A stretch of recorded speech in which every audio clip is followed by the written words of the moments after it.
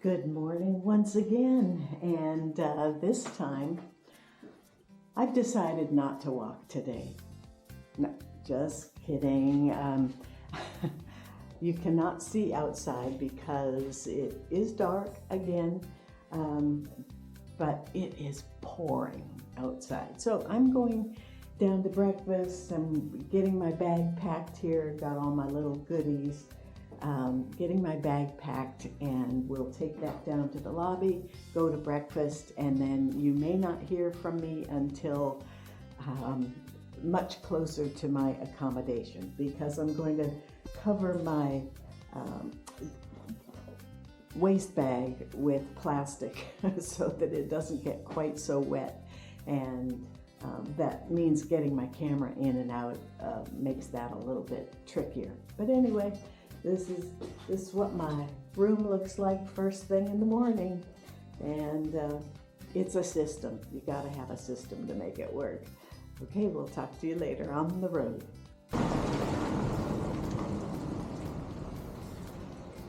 Okay, you have to get the full effect before I put my camera away for good.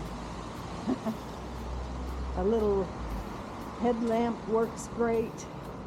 At this hour of the morning, it's wonderful. I'm covered in plastic and on my way to Padron. Well, here we are walking in the rain. And this is not just a drizzle like yesterday. This is a full-on rain.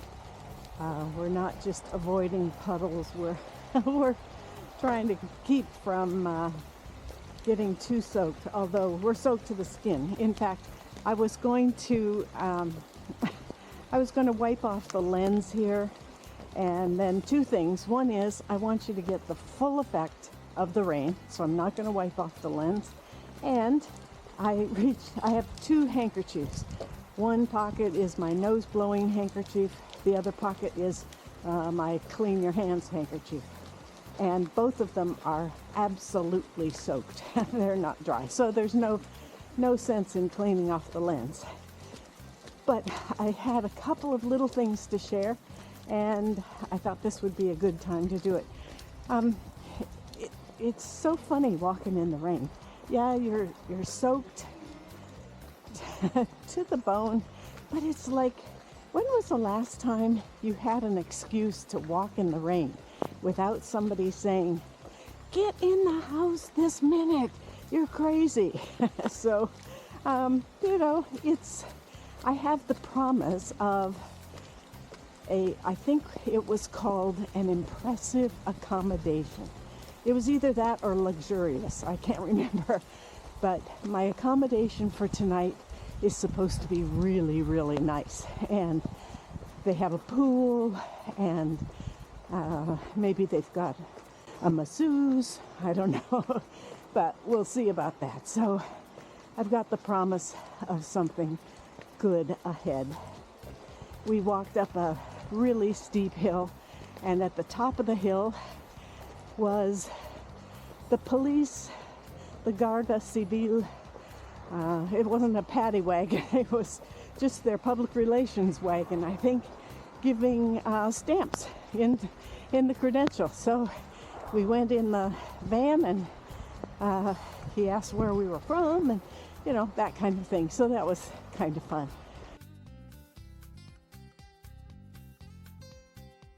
That was while it was still dark. And then this elevation map shows that I think we've gone the highest elevation for the day. Caldas Reis is where that green line is, and then shows the elevation going down for the rest of the day. A couple more miscellaneous things. Sinks. It seems like every guest house or hotel I've been in has had a pristine, beautiful sink. No matter how basic the hotel, some of them were pretty basic, the sinks were always gorgeous. So I don't know if after COVID everybody replaced their sinks, but pure white, sparkling chrome, very impressive. And since we're on the subject of water, today, generally speaking, this is a day of water, I've been a little surprised at how many outdoor swimming pools there are at homes.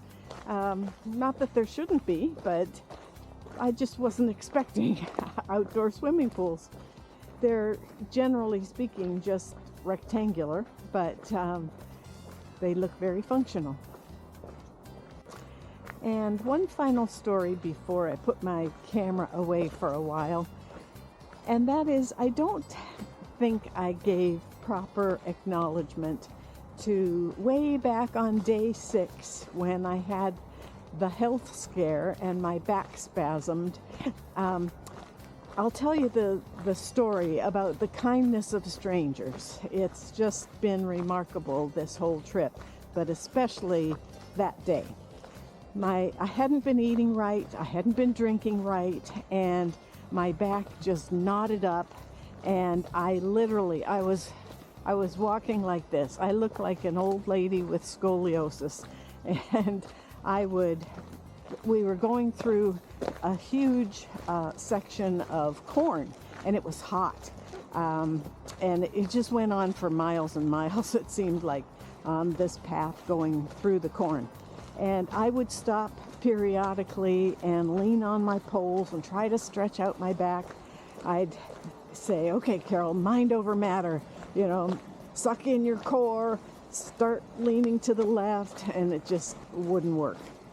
So up ahead there was a shade tree, and I could see people sitting under it. And so I got myself there. But before that, along the way, some of the people who were so kind, Rose from Kenya, as she passed me, I could just hear compassion in her voice. Are you okay? What can we do to help? She was just super compassionate, which is her nature. But I made it to the shade tree, and right around the corner came my Spanish friends, and this is a group of 5 people who were walking the Camino, and 2 of them are fully blind, 3 of them are partially sighted, and I know Vicente follows this account, so hi Vicente if you're watching this. What they did was give me water. I had used up all my water. They gave me water, they gave me salt tablets, and it was just, they were giving out of the goodness of their heart. They didn't have excess themselves. But they left because I needed to just rest, and along came Lars from Denmark, and I've shown you this picture before. What he's asked was, do you have electrolytes? And I said, well, I've got a 1.5 liter bottle.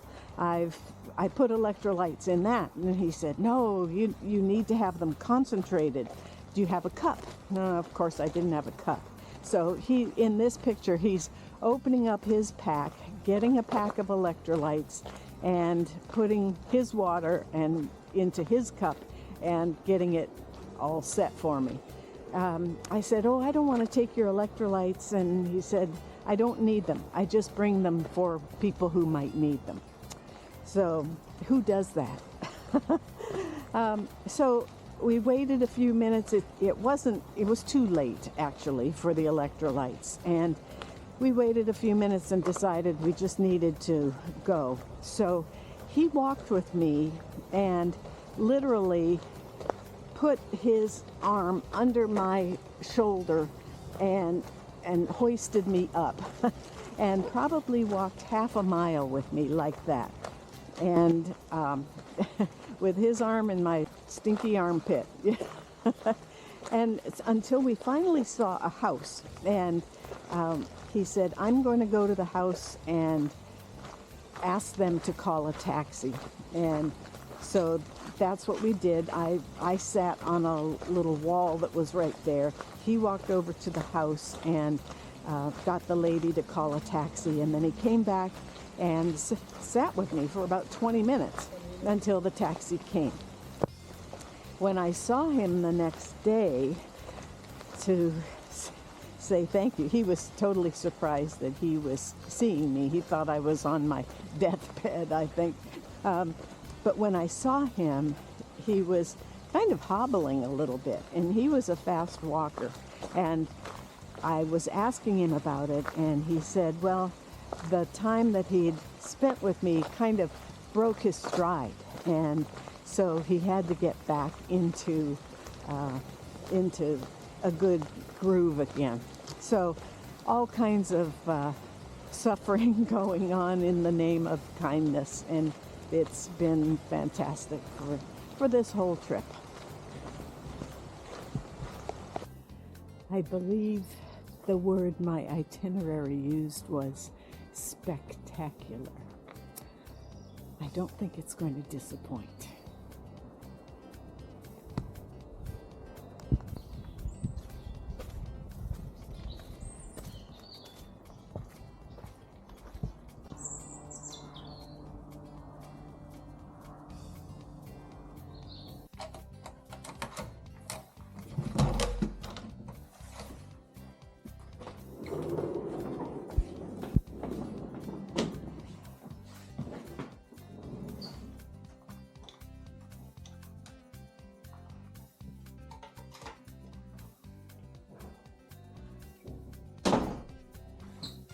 Oh, cute.